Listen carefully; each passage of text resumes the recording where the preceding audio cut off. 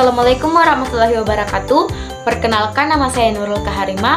Saya dari kelas M239 dengan NIM 23407502108. Baiklah, di sini saya akan membuat video tugas UAS dari IPS, yaitu menjelaskan satu bab dari IPAS, dan saya mengambil dari buku IPAS kelas 5 yang dimana bab 6 topik B, yaitu Indonesiaku Kaya Hayatiku.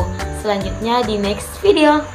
Baiklah teman-teman, di topik ini kita akan belajar tentang Indonesiaku Kaya Hayatinya. Nah, di sini teman-teman terdapat gambar penyebaran hewan yang ada di Indonesia, baik itu fauna maupun flora. Keanekaragaman flora dan fauna di Indonesia terbagi menjadi 3 teman-teman. Yang pertama, wilayah Indonesia Barat atau disebut Asiatis memiliki kemiripan dengan flora dan fauna di Asia. Flora atau tumbuhan yang ada di Asiatis itu seperti meranti, keruing, rotan, jati, tanaman kemuning, hutan bakau, dan rawa gambut. Sementara fauna atau hewan yang ada di Asiatis itu seperti mamalia, contohnya gajah, badak, rusa, banteng, dan kerbau. Dan reptilnya itu ular, kadal, biawak, dan buaya. Dan burungnya elang, merak, dan burung hantu. Dan ikannya itu berbagai macam ikan tawar. Nah, sedangkan di bagian kedua itu wilayah Indonesia Tengah atau disebut dengan peralihan. Flora atau tumbuhan yang ada di wilayah Indonesia Tengah karena memiliki curah hujan yang rendah dan relatif kering, membuat flora di wilayah ini didominasi oleh stepa tropis dan sabana. Contohnya anggrek, cengkeh, cendana, pala, dan eboni. Selanjutnya yang bagian faunanya atau hewannya itu, mamalianya itu anoa, babi, rusa, monyet hitam, kuskus, dan tarsius. Sementara reptilnya itu komodo, buaya, biawak, dan ular. Dan burung maleo, kakatua, nuri, dan rangkong.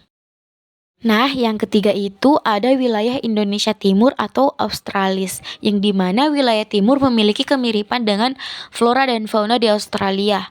Flora atau tumbuhan yang ada di Australis didominasi oleh hutan tropis, hutan musi, dan hutan bakau di daerah pesisir. Contohnya matoa, pohon sagu, ficus, jati, dan merbau. Sedangkan fauna atau hewannya memiliki karakteristik ukuran tubuh yang tidak terlalu besar dan mamalianya berkantong. Contohnya mamalia kuskus, kanguru, walabi, lancar irian, dan kelelawar. Selanjutnya reptilnya itu kadal, buaya, biawak, dan ular. Sedangkan burung itu cendrawasih, kasuari, nuri, dan maleo.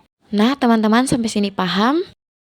Nah, kita lanjutkan ke pemanfaatan sumber daya alam. Jadi kan sumber daya alam di Indonesia itu sangat berlimpah. Jadi bisa dimanfaatkan sebagai sumber bahan pangan, sebagai obat-obatan, bahan kosmetik, dan bisa memenuhi kebutuhan sehari-hari. Baiklah, kita akan membahas satu-satu ya teman-teman.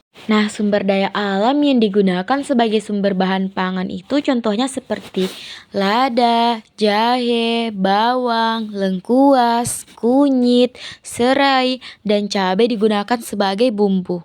Selanjutnya sumber daya alam yang digunakan sebagai bahan kosmetik, contohnya ada lidah buaya yang bisa menyuburkan rambut, dan serai atau lotion ataupun minyak pengusir nyamuk. Lalu sumber daya alam yang digunakan sebagai obat-obatan itu contohnya ada cacing sebagai obat tifus, kumis kucing mengobati infeksi saluran kencing, dan kayu putih atau bahan dasar dari minyak kayu putih. Dan selanjutnya sumber daya alam yang didapat digunakan untuk memenuhi kebutuhan sehari-hari, contohnya seperti kapas, serat nanas, serat pisang, dan eceng gondok dapat membuat pakaian.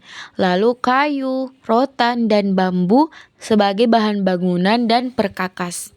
Nah, itulah tadi teman-teman isi topik dari Indonesiaku Kaya Hayatinya. Semoga teman-teman bisa memahami isi materi tersebut. Mungkin cukup sekian dari saya. Terima kasih. Assalamualaikum warahmatullahi wabarakatuh.